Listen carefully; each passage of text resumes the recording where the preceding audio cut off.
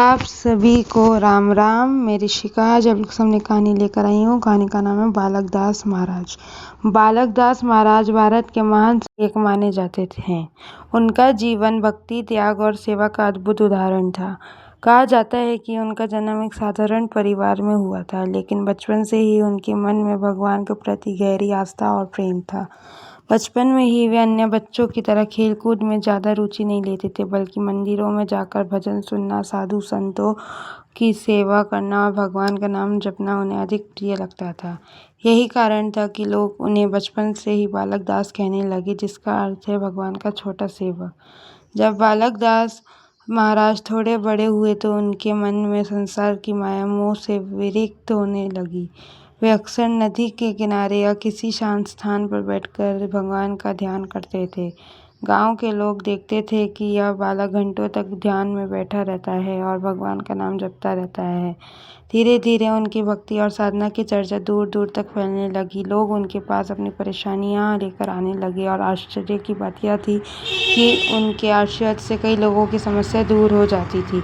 इससे लोगों की आस्था और भी बढ़ती गई। कहते हैं कि बालक दास महाराज बहुत ही दयालु और सरल स्वभाव के थे। वे हमेशा गरीबों के, ज़रूरतमंदों की मदद करते थे। अगर किसी के घर में भोजन नहीं होता था तो वे स्वयं भोजन का प्रबंध करवाते थे। वे हमेशा लोगों को यही शिक्षा देते थे कि जीवन में सच्ची खुशी धन या वैभव में नहीं, बल्कि सेवा, प्रेम और भक्ति में है। उनके प्रवचनों में हमेशा यही संदेश होता था कि मनुष्य को अहंकार छोड़ भगवान की भक्ति करनी चाहिए और सभी जीवों के साथ प्रेम और दया व्यवहार करना चाहिए।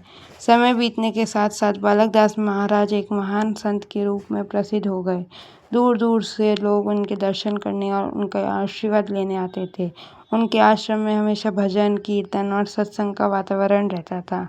लोग वहाँ आकर आध्यात्मिक शांति का अनुभव करते थे। कहा जाता है कि उनके पास बैठने मात्रा से ही मन को शांति मिलती थी और जीवन की परेशानियां छोटी लगने लगती थी।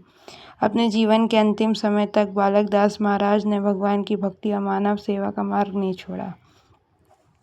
उन्होंने लोगों को प्रेम, करुणा, सत्य और भक्ति का रास्ता दिखाया। आज भी उनके भक्त उन्हें श्रद्धा और सम्मान के साथ याद करते हैं और उनके बताए हुए मार्ग पर चलने की कोशिश करते हैं। उनकी जीवन कथा हमें यह सिखाती है कि सच्ची भक्ति और निस्वार्थ सेवा से मनुष्य महान बन सकता है और समाज में सकारात्मक परिवर्तन ला सकता है। धन्यवाद। जय हो, सदा विजय हो।